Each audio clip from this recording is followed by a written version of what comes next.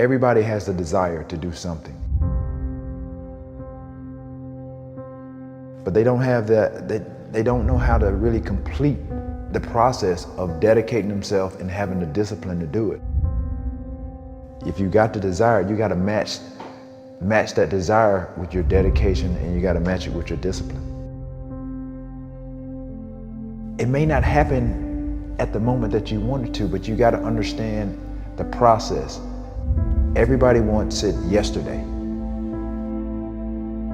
What happens is a lot of people set goals, and they have this big goal, and they look at it like this giant staircase. And they're like, that just seems impossible. There's no way. It looks too hard. It looks too much work. And they don't ever start. They set a goal. Yeah, I want to be at the top of that staircase. It's easy to write that down. But when they go to actually start climbing, they just go, that's just too. True. But if all you did was just look at the first step and get on that first step. And then when you're on that step, just look at the next step. That's it. Don't look up. Just look at that next step. You got to understand that it's not going to be easy. People think that there's no challenges. Again, people want it yesterday. Most people want the convenience of transformation without the inconvenience. What we do is we kind of check out because it feels overwhelming, or we check out because we're afraid, or we check out because we start listening to self-doubt, and then we make these teeny tiny decisions all day long. We don't even realize it. Decision to not get up on time, a decision to not eat the right thing, a decision to snap at your kids, a decision to not speak in a meeting, a decision to not look for a job, like whatever it is. All day long, these tiny decisions that take you so far off track. And then you wake up and you look at your life and you think, how the hell did I get here? The reason why a lot of people won't become who they want is because they're too attached to who they've been. And you hear it all the time when people say, I've always been this way. Okay, well, if that's working for you, keep doing that. Every single person who has ever done anything worthwhile or exceptional or difficult or extraordinary, anyone, whether it's great artists or authors or mathematicians or whatever it is, everyone encounters difficulties. There is no easy road. It does not exist. It is impossible. Everyone has issues. When you come up with excuses for why other people are successful and you're not, that is dangerous. When you give yourself an escape, yeah, well, that's easy for you to say, you do this, you do. Trust me, everybody has a hard road. You have to look at the bigger picture. You have to have belief in yourself, and you have to have faith in yourself. And faith is not really just having or understanding that everything will be okay, but faith is understanding that if things don't go your way, or if it doesn't turn out the way you want to, it's still going to be okay. We all go through hard times. We all go through depression. We all go through doubt and moments in your life where it's really difficult. That is what makes you a person. And those difficult moments are what build your character. Show me a great man who's the son of a great man. That's what we're saying. These kids that are born billionaires, you're never going to be a self-made person. You have a backup trust for your backup trust for your trust. Feel the fear and do it anyway. If you don't push yourself, you don't find out where the boundaries of your current skill level are, and you don't fall, you don't get any better. No matter how talented, experienced, or privileged somebody else is, you can beat anybody at anything. You can accomplish any goal you set your sights on over time. If you are just more consistent than everybody else around you, you will win every race that you run. Somewhere deep inside, you know what kind of person you were designed to be. If you want to produce great acorns, think like an oak, not like an acorn. Think like the person you intend to become. Every seed has a tree in it, and the potential success of that tree is in that seed. And that's the way you are. Whatever you were born to do and be is in you now, and the success of your life depends on you becoming all that is trapped inside of you.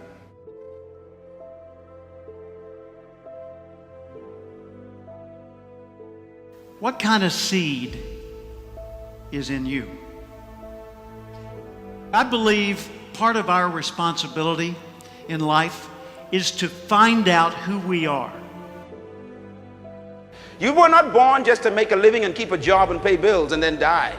You were not born just to retire and get some pension and then fade away and we put you in a plot somewhere. You and I were born with the gift to make this a better place. Our circumstances and situations did not lend itself to us being successful. Many of us were not raised in an ideal circumstance that prepared us for where we really wanted to go.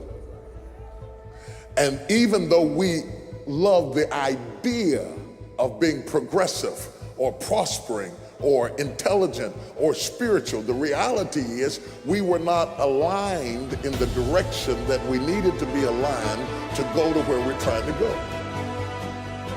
Ask yourself, how would the person I'd like to be do the things I'm about to do?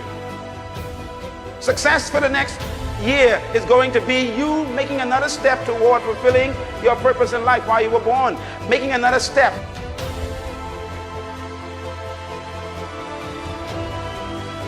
Work to your potential, not your quota. If you want to stay really motivated, if you want to answer the question to why people that have already made it keep pushing, it is because they don't operate on quotas, they operate off potential. They're driven to reach their potential. This is also tied to their ethical obligation. They know what they're capable of. Nobody can tell you what you're capable of. You're the only one that knows.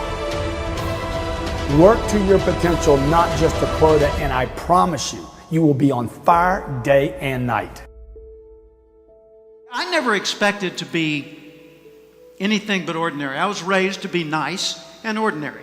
I expected I would grow up to be, my dad worked for the phone company. I figured I'd go to work for the phone company, maybe work in an office.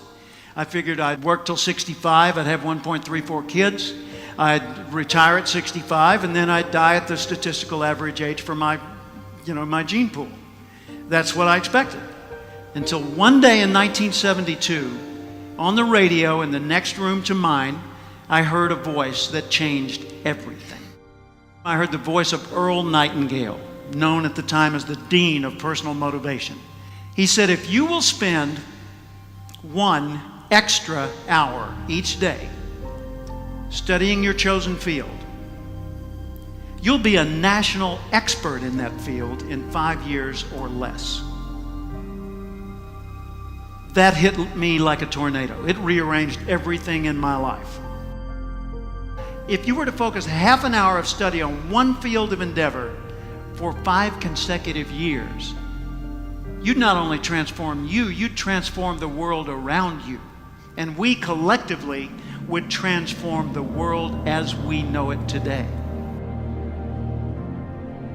Know how you're smart, not just how smart you are in comparison to others. In what ways are you smart? Know what you care about. What are the values that motivate your choices? Know what your personal velocity is, the intensity and drive with which you naturally operate. Know the background imprint, positive, neutral, or negative, that you carry with you and what effect it's had on you. Know your behavioral style, how you come across to other people. Know the patterns in your choices so that you're continually learning more and more about what it's like to be you so you can do an even better job of it.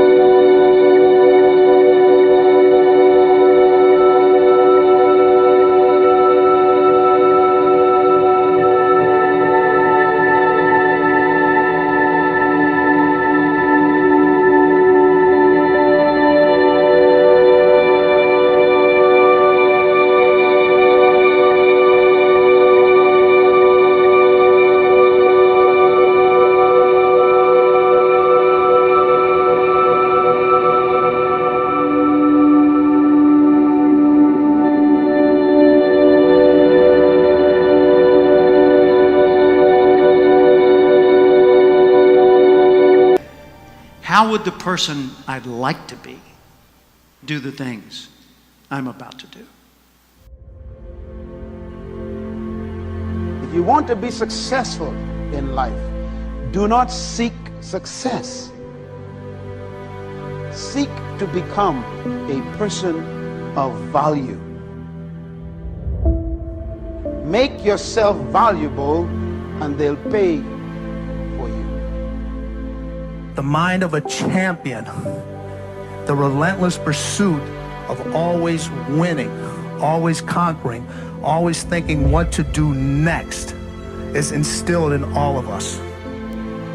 If you don't have what you want, stop telling yourself the story because you don't have the money, you don't have the time. That's bullshit.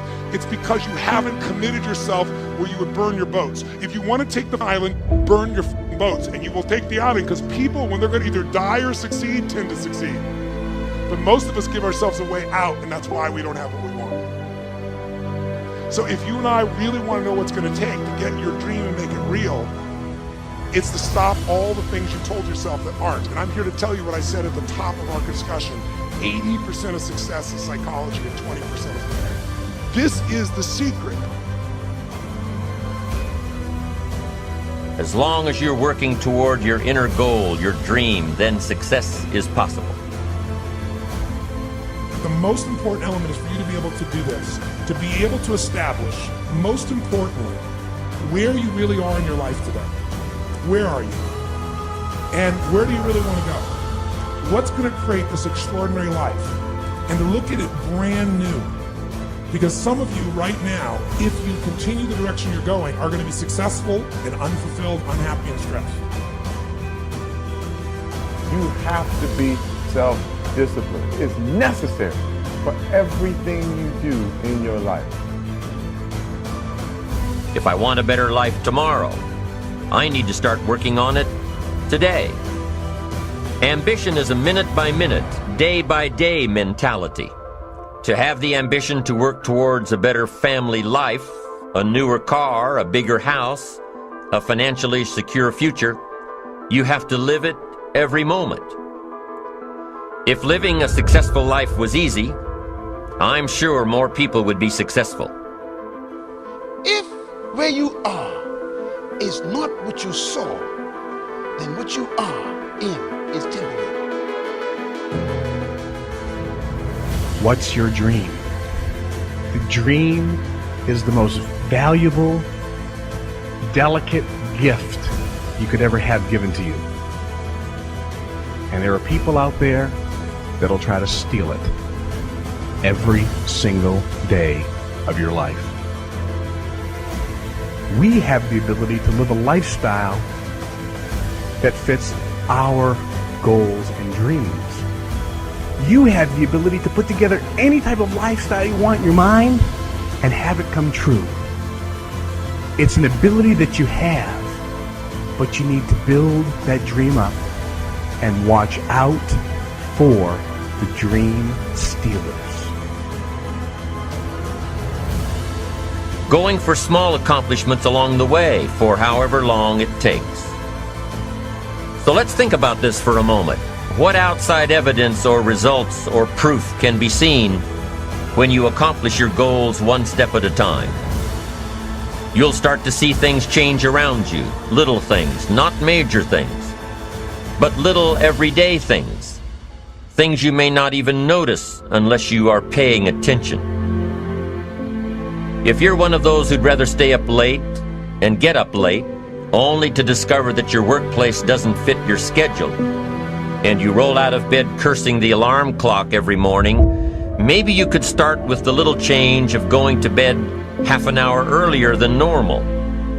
And maybe you'll see, in time of course, you can't train your body overnight, maybe you'll find out that you jump out of bed in a better mood, and that your day will start better, and that you'll get more done, and that the people around you that caused you problems aren't so hard to work with after all. It all starts by making one little change and adding to it every day. If you're creative enough, can you find the answer, yes or no? If you're determined enough, can you find the breakthrough? Yes or no? If you're passionate, loving enough, can you get someone to help you? Yes or no? If there's no way that you're committed, can you find the money even if you don't have it? Yes or no? So I said creativity, decisiveness, passion, honesty, sincerity, love. These are the ultimate human resources. And when you engage these resources, you can get any other resource on earth. The key to kingdom success on earth is initiating and planning the change. Change will happen with or without you. Time will move with or without you. Success, therefore, is always in your hands because everybody have to deal with both time and change. Start changing how you look at mornings, and sure enough, people will start changing how they look at you. When you start changing how you think, how you act, how you treat others, how you treat yourself, when you start responding instead of reacting to life, life will start responding to you. I'm telling you that you can do it with your lifestyle. You can do it with your sales career.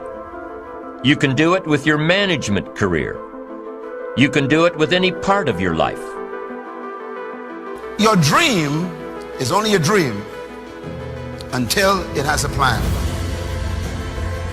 You can dream of the kind of life you want. You can dream of the kind of change you want.